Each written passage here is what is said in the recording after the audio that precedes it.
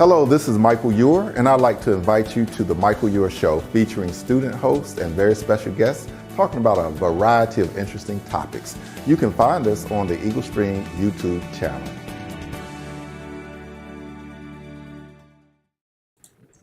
Good afternoon and welcome to the Michael Eure Show. We have a very exciting group of guests today, and we're going to start off very quickly, having everyone briefly introduce themselves, and we'll start with Jerry Greene. And Jerry, go ahead.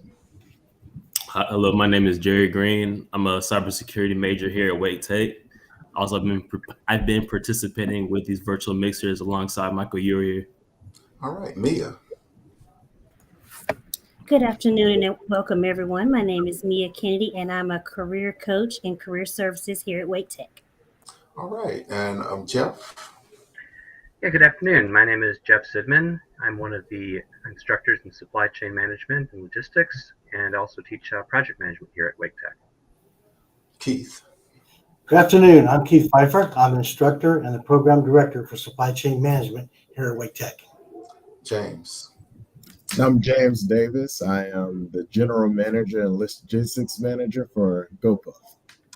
All right, and we're going to take a quick moment to just look at a couple of websites, if you don't mind. Sarah's in the background making all this happen. If we can put up the Care Center first. And this is for students and faculty and staff. We have a care center. The success coaches are part of it, and I'm a success coach. But we have emergency funds. We do laptops. We do wellness counseling, Office of Volunteerism, Leadership, and Pathways, Male Mentoring, Foster Bright Futures for people in foster care and the next. So I just wanted you to know that. And then this is the director, the dean, Mike Coleman, and Melanie Henderson is the director of student support programs. LaDelta Williams is the director of student success, and Ileani Hernandez Acosta is the assistant to the dean.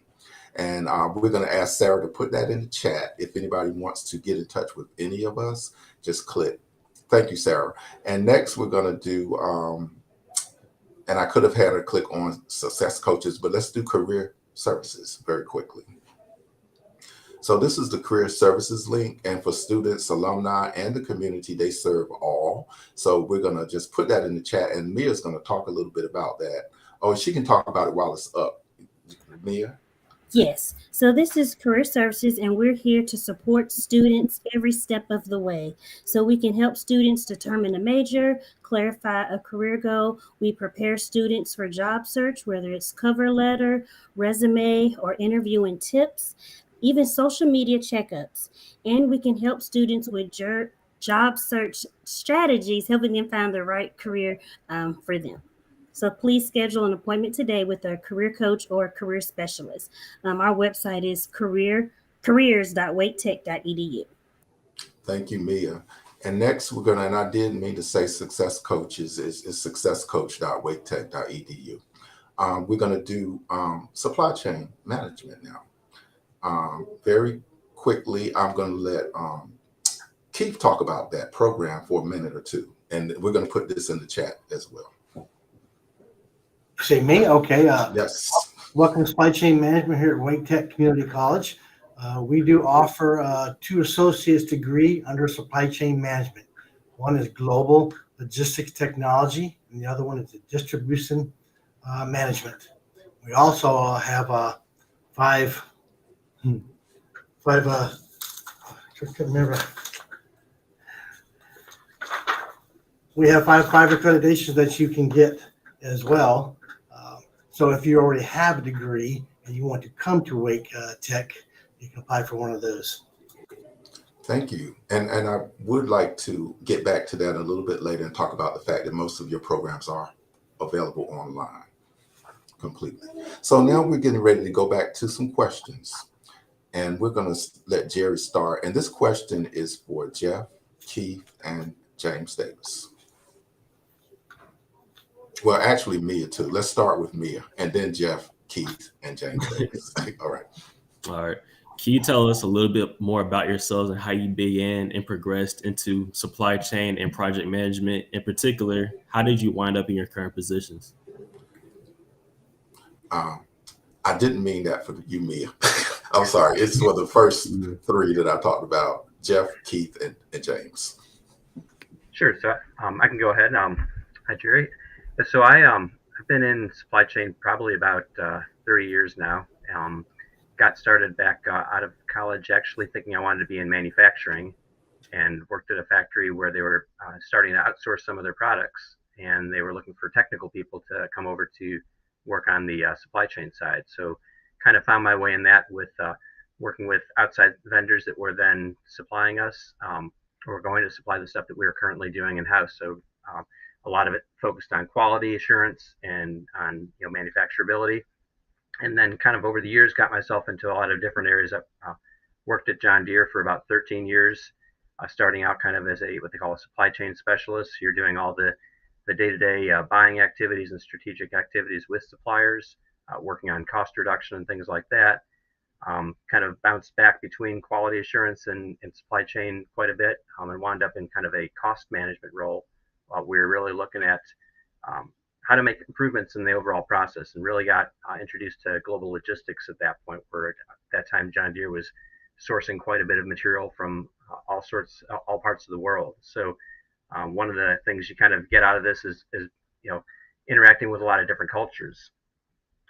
Last 10 years I've been at different startup companies, and there you're wearing every different hat. So you're looking at how to manage inventory, how to manage logistics, really continuity of supply of material, and a lot of it system improvements. And about 3 years ago, started teaching at Wake Tech, in addition to still working full time. So I work at a company called Q Squared that does clinical trials, and that's kind of how I wound up here. So kind of giving back some of the stuff that I've learned over the years to the students in the classes.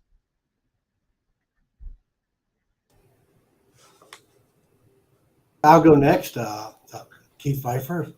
I started out with a pilot slot in the University of South Carolina. I had an engineering degree, so I went to the Air Force, but flying wasn't for me, so I was going to fall back on engineering. But they said the career field was fully manned.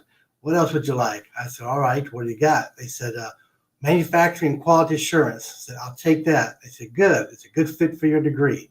So I went into manufacturing quality assurance on the B1B program. And after that, I was on advanced cruise missile and some contracting.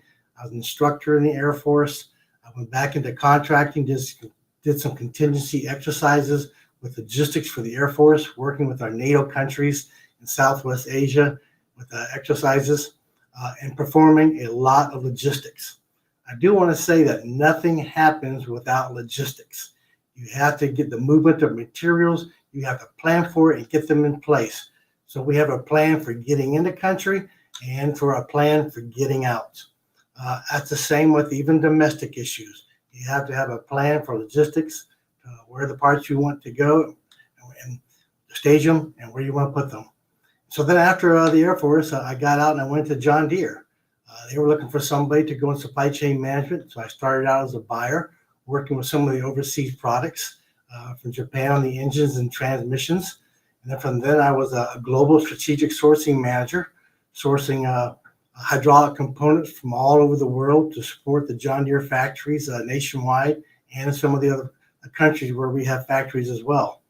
Then I became a business relationship manager, so that anytime we have we work with particular suppliers who don't make products for John Deere, we work with them, and it's controlling the entire gamut.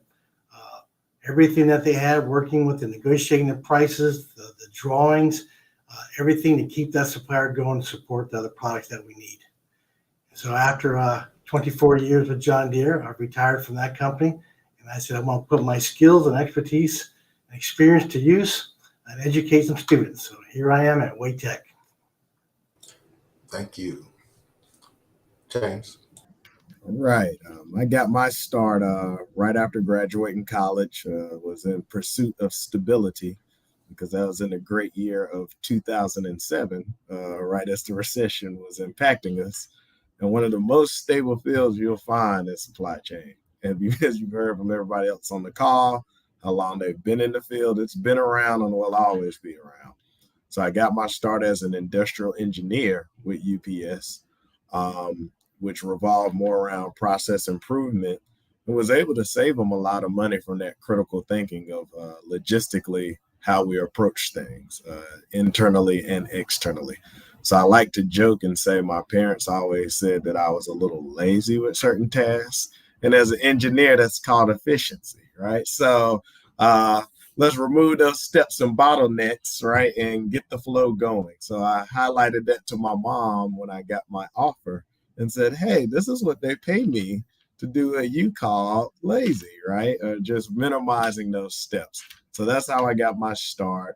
From there on, I went to QVC where I managed 200 people, got on the supply chain side there as well as I saw opportunity.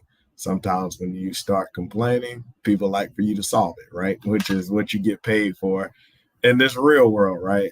Anybody can kind of run it up the flagpole, but if you get a collaborative effort and get people to salute it, you'll be successful in it. So that's how I got my start, which leads me here to GoPuff now, where I'm over about 15 locations, still in supply chains, as you see, as an operations leader.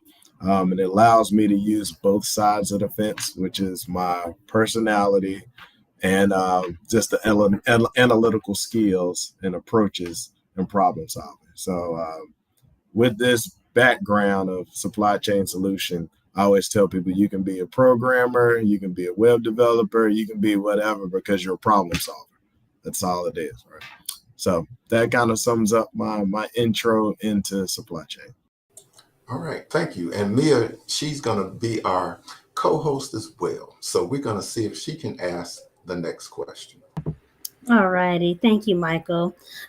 So this question is for any one of the panelists. Can you kind of explain to our audience what exactly is supply chain management? And if you've already felt like you've done it, I think you all have done it, but let's get a quick summary for those of us that want it in simple terms. Okay. At its simplest level, it's really just getting, how do you get stuff from point A to point B and being efficient and innovative about it. As James said, you're a problem solver. That's what you're paid to do. You're there to find better ways to do things, more efficient ways to do things, lower cost. And last 2 years have kind of shown supply chain's importance in terms of getting things from place to place. It was kind of taken for granted that those things just kind of work in the background, but it takes people and skills to make that happen. All right. I'm satisfied unless somebody else wants to chime a little bit.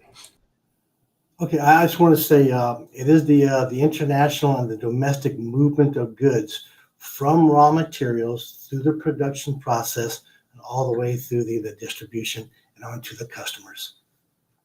All right. Yeah, I love it. Y'all are giving us a great lesson today. And believe me, this is very timely. Do you have anything to say, James, or can we go to the next question?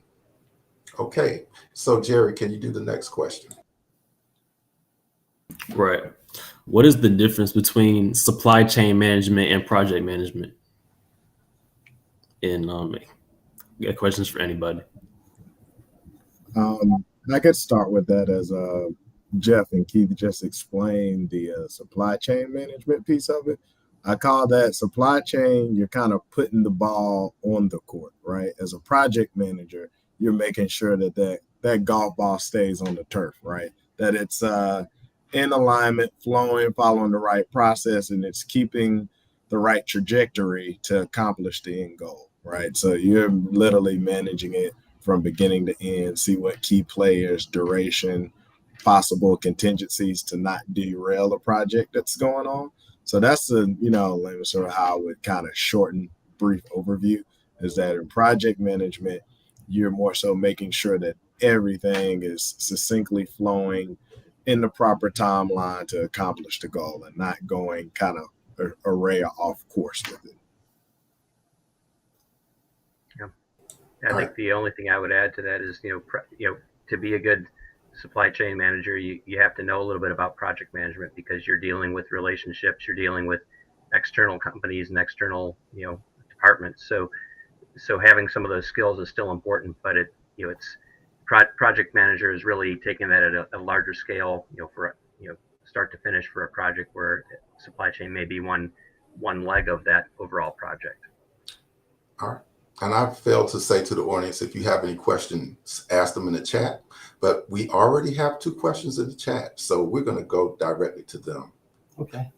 All right. This is from Dr. Chris O'Riordan Aja. He is the head of Wake Tech's engineering department. So can you read that, Jerry? Dr. Chris asks, are there entrepreneurship opportunities in supply chain? If there are, what are some of the small scale supply chain examples? Maybe a basic definition for what supply chain is for our students. Anybody? Do you want to give it a shot, Keith? You want me to or want me to? I can talk. I mean, the last 10 years I've been in smaller startup companies, and I think maybe the thing you get away, you take away from the most is, while there's maybe not an entrepreneurship opportunity per se, there are a lot of companies that are starting out that don't know how to bring their product to the market. And so, that's one of the areas where the skills you gain in a supply chain program really help in terms of understanding what does it take to get the product, brought in, what does it take to export to other countries, what's the transportation or distribution channels you need. So it's really a big asset to startup companies to have that skill, which typically they're focused on the development of that product, not really the operational side at the early set. Go ahead, Keith. Yeah, there was a survey taken out, as even in our textbook, that says what the CEOs are looking for to be the managers of some companies or entrepreneurship. They're looking for somebody with an array of background, with people skills, and know what it takes to run the business.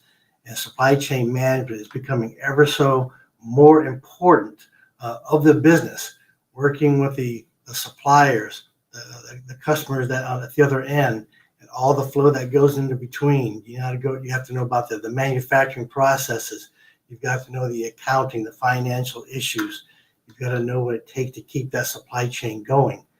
So I say somebody with this background, it makes a very good candidate for somebody who wants to get into some entrepreneurship. Gives you a good background and experience. All right. The next question from JS. You got that, Mia?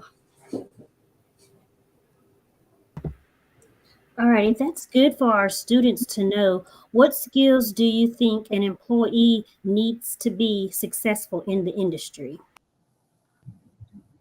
And I would take that one to piggyback on what Keith just mentioned. It's the people skills through and through. True leader and strong person in this field, you're going to have to understand people to be a great coach. Typically, you're partnering collaboratively, different time zones, different countries, as you just heard on the call. So for you to be collaborative and sometimes be informative without insulting someone is an art, right? And not to rub them a wrong way. Kind of childhood things we were taught that we may overlook as important, but I'm here to tell you it's what has served me well. You have to be a people person, or at least understand people. Know your audience, kind of watch nonverbal language, things that you probably have learned at Wake Tech or along your way that someone has spoke to you about. Just take it seriously, kind of hone those skills in, because that's exactly what they're looking for. I think that answers that. We have this question from Laura Bethay. So would you, and she's from Career Services, wonderful, and she does a lot of things at Wake Tech. Jerry knows Laura. Go ahead and read that. Laura Bethay says, what have been some of your most challenging moments in supply chain project management roles, and how did you overcome these conflicts? I can take that one. So global strategic sourcing, and one of the challenging roles is, and I say for everybody in supply chain management, there are basically two main requirements for your job. That is to keep the flow and the production lines going. The other part of that is going to be make sure that you reduce cost wherever you can. So two jobs, keep the line going, and then when the lines are in jeopardy, that's when the challenges come in. So sometimes with the suppliers, they don't have the capacity back in 2000, 2009 when we had that big dip. Then we all came back to work in 2010. The suppliers couldn't keep up with the capacity when we turned the faucets back on. There were all kind of capacity issues. So we were working to make sure that we don't shut down some of those major factories that actually are the big spends for the company. So you go to these factories if you like to travel, if you like to work with people, if you like to go into the suppliers' manufacturing processes, take a look at their capacities. If they can make a 60,000 pumps per day, you're looking at, okay, what's the capacity for all your customers? And then are you going to be able to meet it? In some cases, when you do that, you find out, well, no, we take a look at 60,000 is all you're capable of. We're going to be needing 70 to 80,000 total to support all your customers. So what do? Either they add more brick and mortar. If that isn't it, then they're going to find another way to get the sources, or actually tell some other customers like, well, I can't provide you because I have to move my allocations over to another customer. And unfortunately, that's the way it goes sometimes, but that's your job in supply chain management to keep your company supported with the parts. Okay. Were you going to say something, Jeff? No, I think Keith kind of hit on it. I mean, I think it's all about building relationships when you get into difficult times. The industry I'm in, we buy a lot of commercially off-the-shelf material. There's only so much of it to go around. So when we hit this crunch here in the last year and a half, you have to get creative about what are you going to do to bring in that material, have it available in inventory, make alternative arrangements, all that. So these last couple of years have been trying for most people in supply chain in terms of just sourcing material in general. All right. And Jerry has a really good question for you now, for all three of you, really. How does logistics impact your day-to-day life? I just say it's how we get everything, right? Anything you would use is how logistics impacts your life. And as Jeff and Keith just mentioned, I actually have an example. When I was at UPS, someone wanted to ship a 2-ton demagnetized magnet from Hyderabad, India. I was in supply chain solutions, and our sales team was saying that we couldn't do it. So there was a typo and some communication that went out, and it was about to cost the company a whole lot of money, right? Just to one typing error of a magnetized item or demagnetized. It wasn't mentioned or worded properly. Come to find out we could do that. So of course that it ended up being more profitable for UPS as a whole. I didn't think I did anything special, but then you come to find out you being able to allow a team to flow as one body, meaning, you be the structure that holds it together, and you can speak different languages of all those departments and bring them together. It's exactly what Keith and Jeff are speaking about.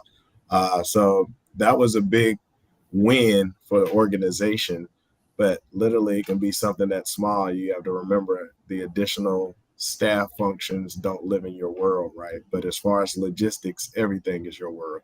Anything that's in front of you, any software, everything is impacted by logistics. Great answer.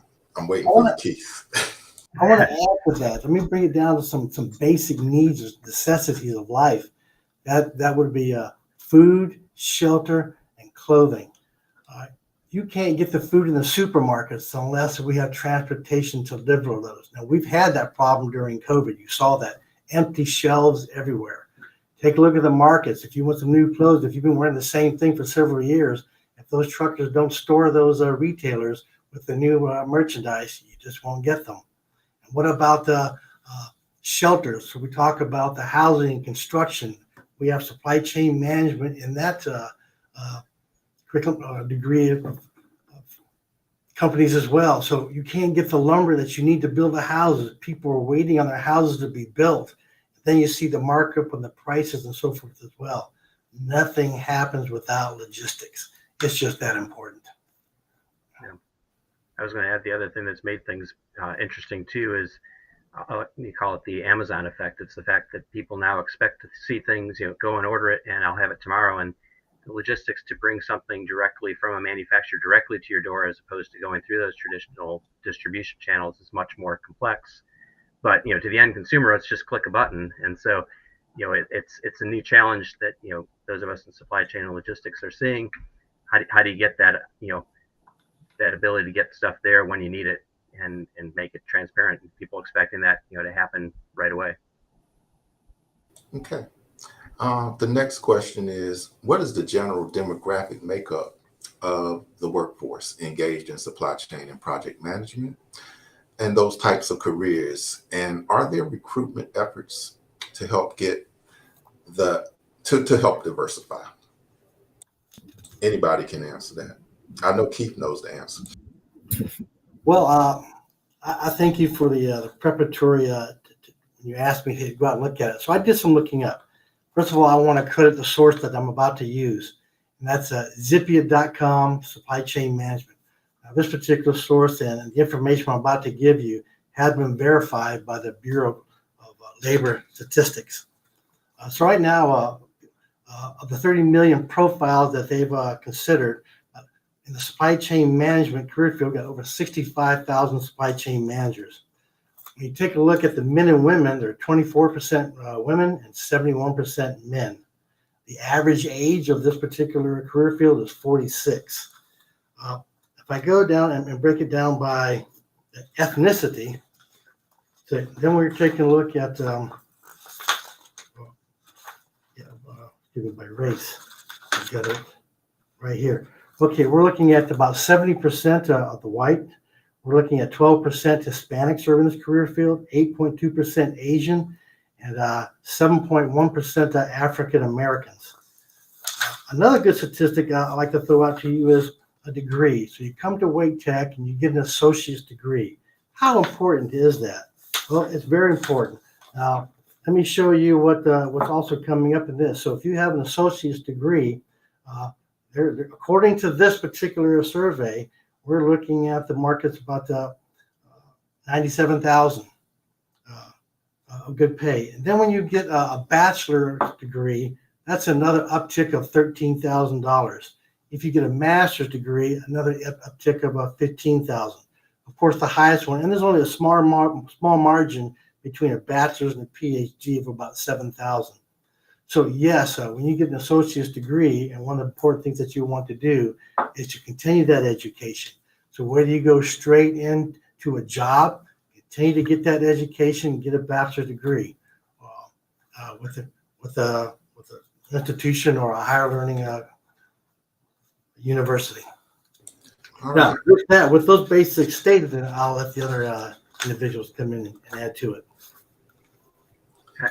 One comment. I mean, I would say that and not quoting directly from any statistics here, but the field has gotten much more diverse over the years. I mean, there are people from pretty much every cultural background, every walk of life, going into logistics and supply chain. And I think some of that because right now companies are short on people and trying to hire, and so getting your foot in the door, even without that education, to get some experience, and then going on and getting an associate's degree helps that.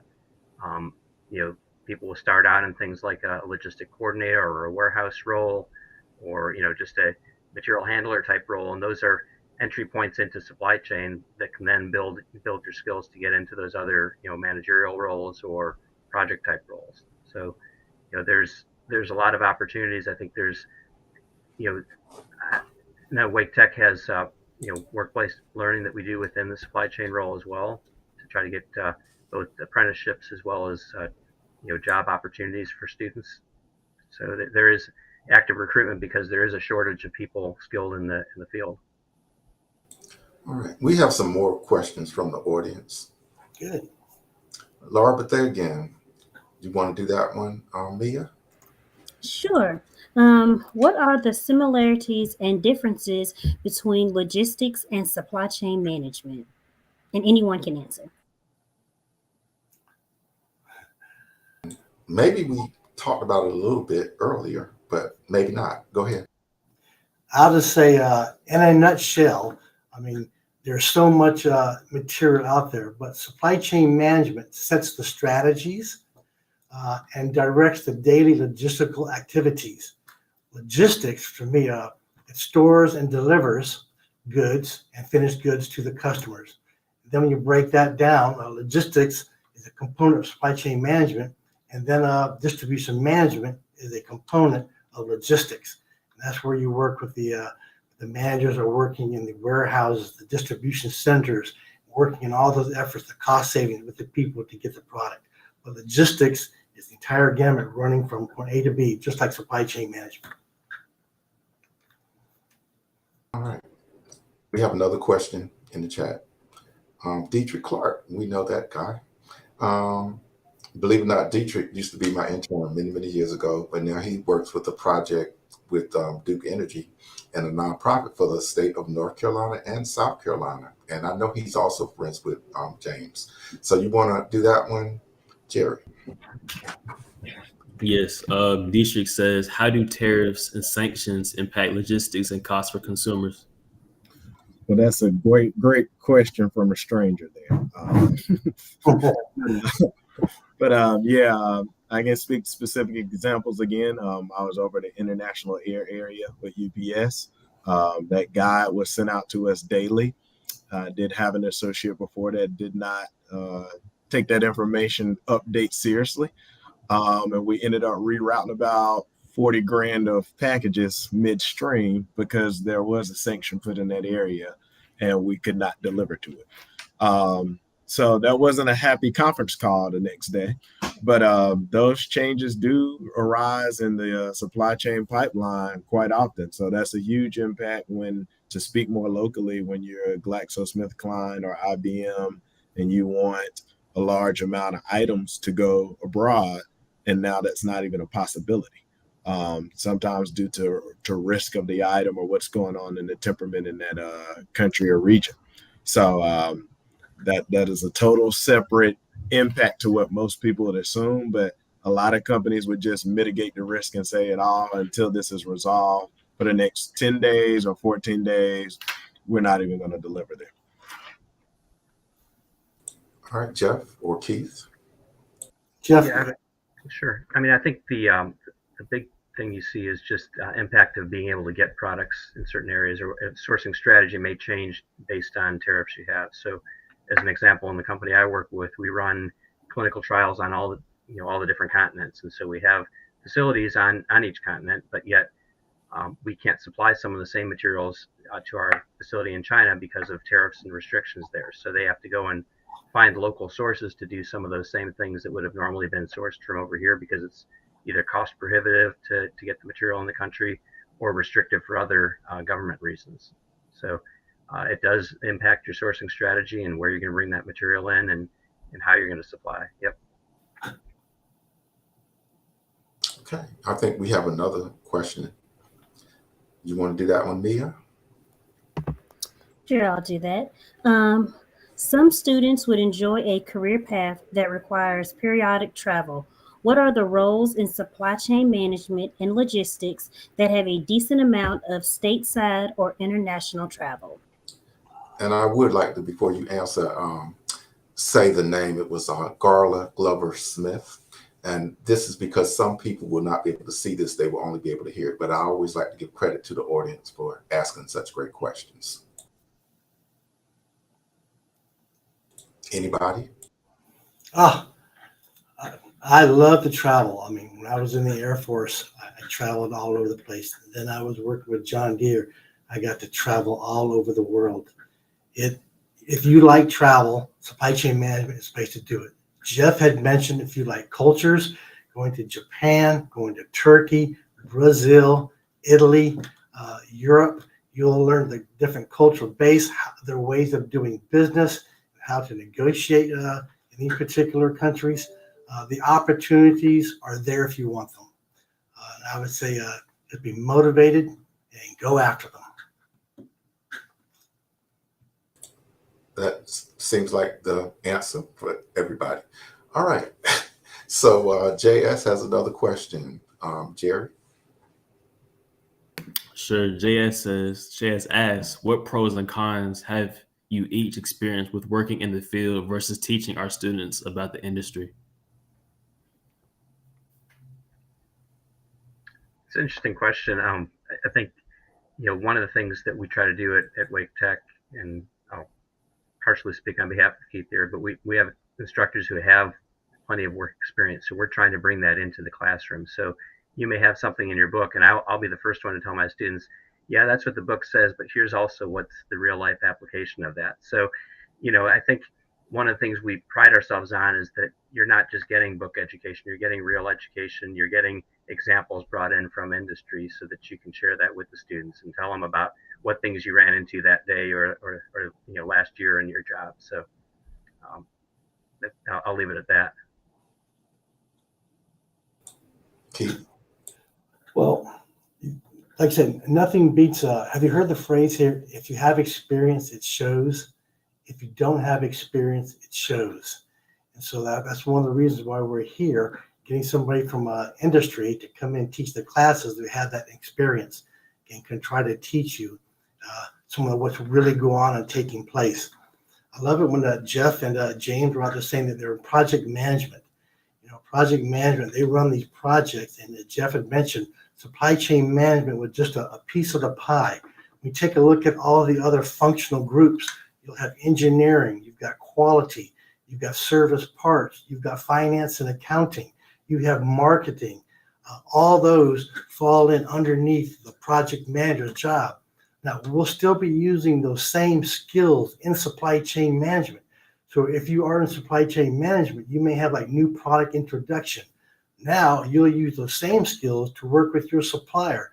If you heard of start of production, you work with that supplier to make sure all the tooling is going to be ready. And after the tooling is ready, you're going to have a limited production build to make sure there'll be first tool run off to come off, parts to come off that tooling to make sure the parts are right. You'll have to inspect it with the PPAP. And after that, you have the limited production build set up. And then 2 months after that, you have the start of production with all these functions now are ready on that production line and everything is ready to go. So that's, you got the project manager for project, and then you have a supply chain management, project management skills all the time in that career field. I'm going to tweak it a little bit for you, James, since I know you don't teach at Wake Tech, but I know that you are involved in hiring and firing. So how do you go about screening people to figure out that they learned something, like if they're from Wake Tech versus they might have a 4-year degree, but an associate of applied science might be a better candidate? Do you just go by the degree, or how do you?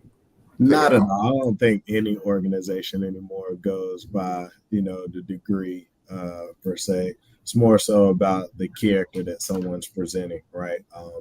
If you can explain to me how you've solved a problem, how you haven't given up on something, how you've been a part of a team, or again, have been able to collaborate successfully, even if it's a new area to you. A lot of things, as you just heard Keith and Jeff speak on, are, it's a broad brush you can paint with supply chain solutions. So there's several sectors. If you were presented an opportunity, would you want to take it if it was in another country? Or, for example, myself, I was on the road for 5 years when I first started out. Kentucky, Chicago, different place every week, flying in and out. So it's what you're open to. But definitely all employers are looking at your character, how you present yourself. And I guess it's just a gut feeling, that you have when someone's able to answer questions. I mean, it helps how you prove that you can stick with something to problem solve. And that could be as simple as if the interview location is physical and there was a construction at the entrance, what other entrance did you take, right? How did you not give up? How did you get here? Yeah, we know the elevator isn't working, but did you still get here on time at this point? Or did you have technical difficulties with a virtual interview, right? But did you use your mobile device instead? So yeah, more so around the character of the individual is what me as an employer I'm looking for. In terms of weeding someone out, I would say be very cautious about the questions that you're asking, and keep them, focused on what you applied for. There's a lot of bright and shiny things, and especially in larger organizations. And if you kind of inquire about things outside of what you applied for, it can show your disposition that you're not really sure what you want to do. And I know I've been in that seat where I've been hungry before as well and very anxious. But too much interest in other roles can kind of deter somebody from truly thinking you want that. So I just want to give that realistic feedback as well. All right. And I have a question for you, Mia, for Career Services, because I know you work with all of the departments and you work with students. Give us some kind of suggestions you would have for students that are listening of coming to Career Services to get prepared for an interview in supply chain or any other, but I'm particularly talking about project management and supply chain. And do we have internships? And that might be something Keith or Jeff could answer. Can you answer that? Or was I confusing you, Mia? No, I think I can answer your question. Please let me know if I do not answer your question. So the first part of your question was, how can we prepare students for an interview? I would really suggest students to do their research, kind of like James was saying, like know the company that you're applying for and the position, that position and not other positions. So definitely doing your research. That way, when you come meet with a career specialist, they can kind of walk you through and prepare you for potential questions in that role. So definitely do your research to know more about the position and the company. Will definitely put you ahead of the game as far as preparing for that interview. Your second question was about work-based learning. We do have College Central. So if you visit careers.waitech.edu, there is a link, and students can create an account with College Central and they can search internships. There's also a work-based learning site on WaitTech as well. So they have different options where they can look for work-based learning opportunities such as internships and apprenticeships. And Keith and Jeff, please add on anything else in regards to logistics or supply chain management internships or apprenticeships. Well, sure. We do have an apprenticeship with GSK. We currently have 2 students right now that are part of that program, and they will be graduating. So GSK is looking for some new students. So for the application, and you need to file for that application by the end of this month. And that GSK program is you're working full-time and going to school. GSK is helping you go to school. And in 3 years, you basically have the associate's degree and 3 years of work experience. So it's a great program. All of y'all are very interesting people. So I've enjoyed you. And I want to ask, and I think you kind of alluded to it, a little bit more about the type of learning that takes place at WaitTech in particular. This is for Keith and Jeff, because I know that most of your classes are online. What if a student is coming straight out of high school? Would they be a good candidate, or do you, because I know a lot of your students, as you say, are going for certifications, they already have degrees. Just give us a kind of overview of the kind of students and the kind of career paths they have. Okay, I'll start. Sure. So most of about 80 to 90% of our students are already in a job. And so they're pretty busy during the daytime. So this particular curriculum was set up to be strictly online, and it always has been over the last 9 years. So we teach the online courses. So now, as supply chain management becomes ever so more important, it's in the news. You see it all the time, and so a lot of people are going to wonder, what is it? Well, it's been out there for a long while, but now that it's making the headlines, more students are being interested. We're starting to teach this in some of the high schools. And so there are even some high school seniors which are taking college level courses in supply chain management. So that's really awesome. We're starting to teach them at a younger age. Now what we'll want to do is to try to build a curriculum where we can start doing some in-seat instructions here at the campus, but yet that's yet to come. One of the things that we're also looking at is perhaps taking some instructions and going to the high school and teaching them there at their location. I'm excited about that. Jeff, you want to? Sure. Yes, like you said, all the instruction right now is fully online, and that does give the students flexibility to do that on their time. But it is a bigger time commitment. You have to be a little bit more self-directed if you're going to take a fully online class. And so what we have been doing is having some what we call synchronous sessions during the semester where you have an opportunity to be face-to-face. It's not required because we know everyone's got different schedules. Some people work nights, some people work days, but it's an opportunity to have some face-to-face interaction with your classmates, with the instructor, and try to give another element of instruction there, because I think that building relationships and that networking is a very important part of supply chain management, and you don't always get that in a fully online instruction. Well, I do want to add this one more thing, Mike. So we're talking about online courses. Gee, how good can it be?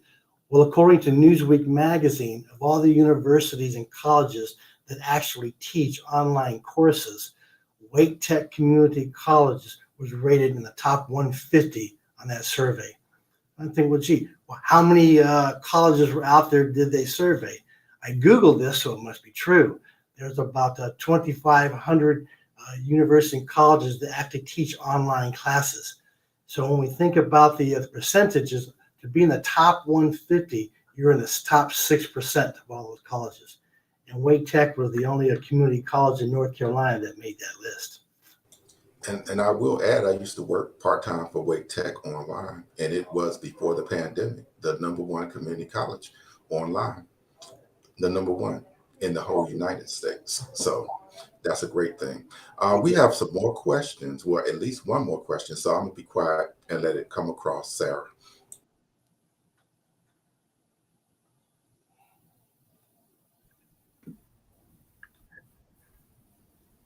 Jerry? Yeah, my fault. my fault. DJ says, has the migration to a virtual workforce helped or hindered the work you do? What pros and cons have you seen or experienced? I'll take that one. Go ahead. Oh, sorry. Yeah, I'll take that one. This is just as recent as like a week and a half ago is why I said that. Typically when people are all working from home, there are certain relaxations that happen, right? So one of those points was that someone didn't identify utilizing proper time zones. So across the network, we started seeing a dip in, what was received and increase in damages. I'm like, what's going on? I know my team's on top of it. So the time for delivery from several of our vendors was off. So which meant some of these vendors delivered ice cream, milk, and eggs at a time frame when no one was at a location. This equated to about $60,000 in damaged out goods across the board. So to say that a hindrance, I wouldn't say there's pros in terms of work-life balance, but as a holistic team, everybody has to keep that focus, right? If ESPN is catching your attention in the background and you didn't update that column in the sheet and it impacts us this way, then conversations are going to be had. So I do see it from both sides that there is a luxury of having more of a balance, more of a relaxation in approach. But as far as your work approach, I think it's stern to say that everybody should hold that firm line. There's one more comment I wanted to piggyback on, Mike, Jeff, and Keith, that you spoke about Wake Tech. My wife made me promise to say this. When she was selling software for Pearson Education, I would constantly ask her what was her favorite place to go to. Was it Duke? Was it Carolina? Was it NC State? And she would constantly say Wake Tech had the best services, resources of any other colleges he visited in North Carolina and that Virginia border. So I did want to give that shout out because she was a huge fan.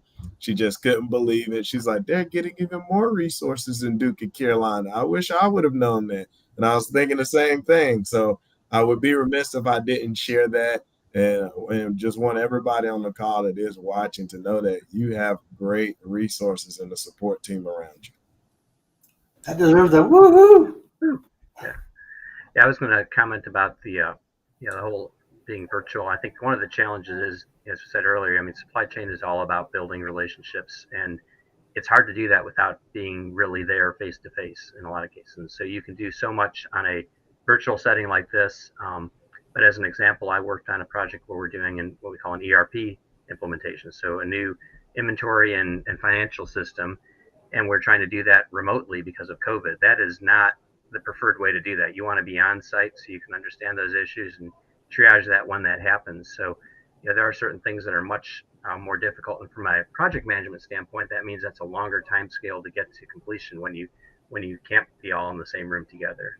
So while I think it does, as James said, it gives you some nice work-life balance, it's challenging to operate that way continuously.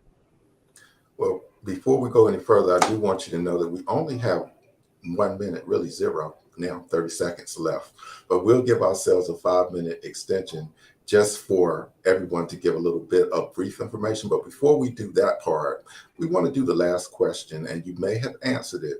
What advice do you have for students interested in pursuing a career in supply chain management and logistics and distribution management? And I know we're going to have to bring y'all back for a part 2. We just couldn't get it all in this one time. Anybody can answer that. And I guess, Keith, it would probably be you. Sure. I'll just start off first. Supply chain management is dynamic, is multifaceted, and it pays well. That sounds good. Well, Jeff or James, either one. I'll chime in. As Keith said, if no other reason, to pay is well, right? But one of the things you can do to stand out and pop out, I would say, make Mia your best friend. Like, she should know you on first name basis via email or whatever. I was that kid when I attended college that you were gonna know me in and out. So as well as listen to Jeff and Keith. I mean, they know what they're talking about, what they're instructing you on. You wouldn't believe how many times I've heard terminology when I first started and said, we talked about that, or I think we discussed something just like this, right? So really ask those questions to Keith and Jeff now that you're inquisitive about, and say, well, how does that work? If you have something that's unsolved in your mind, make sure that you specify it, draft it up, write it up, and say, hey, how is this approach? I just saw this going on current affairs wise. How is that impacting us? What would you have done differently? Because these are likely questions or topics you'd be asked in the interview setting anyway for the role. I have a young mentee that he attained a role in supply chain right out of college. He's now an area manager at 25 for Adidas. So that's the other thing. There's really no age ceiling on supply chains. It kind of works to your advantage, right? So if you're pursuing this as an opportunity, you're probably more willing to travel or do certain things when that is your age frame. So, yeah.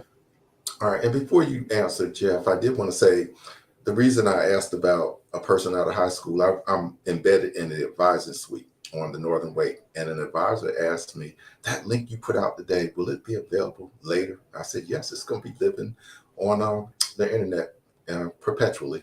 She says, because I had a student today that was interested in supply chain. And I do want to give the plug that Wake Tech is offering free tuition for the fall semester. Anybody that wants to come, this is a great opportunity to try. All right, Jeff, I'll be quiet. I actually didn't have anything else to add. That between James and Keith, they pretty much said it all. Okay, so we're getting ready to close, and I'm going to let everybody give a closing. And Jerry, you can just tell us what you thought about it. And then we're going to do Mia, then Jeff, then Keith. And James, I don't think we got you to put your contact information in the private chat, but if we did, we're gonna do you regardless. Go ahead, Jerry. What did you think about it today? Well, I don't really have much to share. I'm happy. I'm happy to have been here to be a part of the discussion to learn more about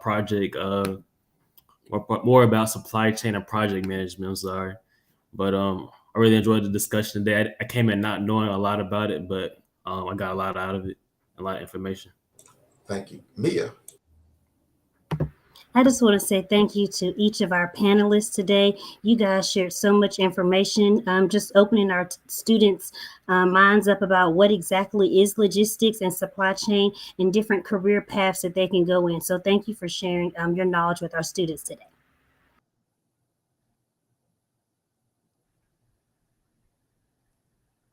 You're muted. Jeff.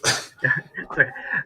Yeah, no, thanks for having me on today. Really enjoyed meeting with the panel here and sharing some thoughts. And I guess closing thoughts here is, if you're in the program or you're interested, feel free to reach out to your instructors. I mean, we're here not just to teach the classes, but to help coach you along, answer questions. It doesn't have to be necessarily even about the material. Just that's what the resources, and that's the beauty of a community college. I think we are one community, and we're trying to, get our students to be a part of that. And could you give your contact information? Say it. Yeah, it's just J Zidman, Zidman @waketech.edu. Thank you, Keith. Well, I love being here, and I hope, Mike, that you'll have us back. There's just so much information that we can give in supply chain management. This 15 minutes wasn't enough, but I've enjoyed it. So if you have any questions, or students out there, or anybody wants to ask questions, there's my contact information, KPP, PFEIFER, @waketech.edu. Glad to entertain any questions you have. Thank you. James. Yep, I just encourage everybody to take a good look at the field and the programs Wake Tech offers. You can reach me at jdavis4631@gmail.com if you have questions, or james.davis@gopuff.com. I did want to ask a question. Jerry, did you volunteer for this today? Not exactly. I'm always expected. I'm here. Yeah, I believe I have some beneficial information for you as well. I asked, just joking with you. So I'll definitely will communicate offline. But right, yeah, Jerry has been consistent, and he's really quite. He's very not bashful, but he doesn't like to brag on himself. But I brag on him because I was a success coach. Lucky for you, Jerry, I stay in the Stafford, Virginia area, and two of the DoD cybersecurity project managers live in my neighborhood, and my wife now works for Amazon on the cybersecurity side. So lucky you for actually volunteering or being voluntold, because I believe it's going to work in your favor. I appreciate that. And I appreciate all of you. And now all good things must come to an end. So I guess we can wave goodbye. And please share with folks that this is available for them to look at later. Thank you. Have a great day. Thank you. Bye.